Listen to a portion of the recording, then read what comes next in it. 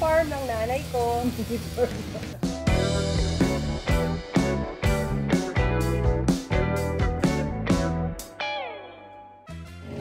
Good morning mga kasimple. Ayan. Nakikita niyo itong yung loteng yan na maraming damo. Ayan, hindi sa amin yan. Nakikita rin lang kami dyan. So, tingnan natin ha. Puntahan natin yung mini garden ng nanay ko. Tara. Nay, kaway! Yun. So, ito yung mga tanim ng nanay ko. Ayan, kung nakikita nyo yan. Ito, yung nakaano na yan. Kamatis. So, yan, bagong tanim lang yan. Kaya medyo maliliit pa kamatis. So, dito yung alugbati. Ayan, yung alugbati niya. Mayroon din siyang talong. Oh, ang taba ng talong mo na dito, oh. Ang taba. Meron din kaming sili. Anong sili to, Nay? Siling pasiti. Ito ata yung may ano, maanghang masyado.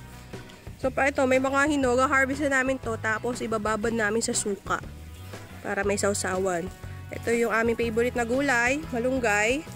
Kung may small lot kayo, pwede kayo magtanim para, syempre, di ba, para tipid din sa ano, pagbili ng mga gulay. Tapos, fresh pa yung ano, at siguradong walang halong chemical yung ano, yung iha-harvest yung gulay. Ayan, yung mga gulay na nanay. So, ito, yan, yung may dawag na yan. Ampalaya naman yan. Ano. Ayan, ang ganda ng ampalaya ng nanay, mataba. Tingnan natin, lapit tayo. Si nanay. Tapos, ito daw ay Chinese kangkong. Bigay lang ng katrabaho ko yan. Ayan, Chinese kangkong daw yan. So, ayan, oh. Ang taba ng aming ampalaya. Alagang-alaga ni nanay sa dilig. Ano, ang ganda.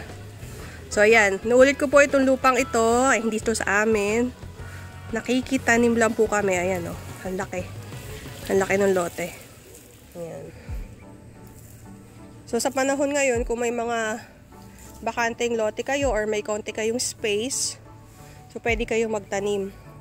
Si nanay, ano yan, hobby niya dito para daw hindi siya nababagot. So, ayan, no. Ang laki pa ng pwedeng i-farm. Pero, syempre, mag-isa lang ang nanay ko. So, hindi niya na matataniman. Halos lahat yan. So, ayan. Ayun yung ano namin likod. Hi! Kaway! Yay! Talong. May bulaklak na yung talong. Yan. Ganda. Hilig talaga ng nanay ko yan. Yung ano, sabi niya magtanim-tanim. Kahit nasa probinsya namin, nagtatanim yan. Dami niyang tanim. So, ayan. Malunggay. Ang taba ng malunggay, oh. Daming ano. Dami natin pagkukunan. Ito yung okra na halos pinagkukunan namin ng okra everyday. Ayan. Masipag yan mamunga. Everyday lagi nagbibigay yan sa amin ng fresh okra. Ayan, oh. Nakakatuwa. So, ayan, oh, yung aming kalamansi. Ang daming bunga. Hitik na hitik sa bunga. Ayan. Ayan pa. Kalamansi. Actually, ito yung gumamela. Tapos, ito orchids yan. Tapos, ito yung aming pinagkukunan ng talong. Itong talong na to, halos kasing edad ng anak ko itong talong na to. Pero hanggang ngayon, hitik na hitik pa rin sa bunga. Ayan. So, ayan. Iba pang halaman. Merong mangga. May bougainvillea. Ayun, may oregano. Oregano.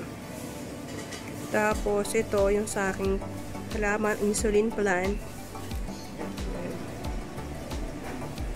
Tapos, ayun, meron tayong tanglad.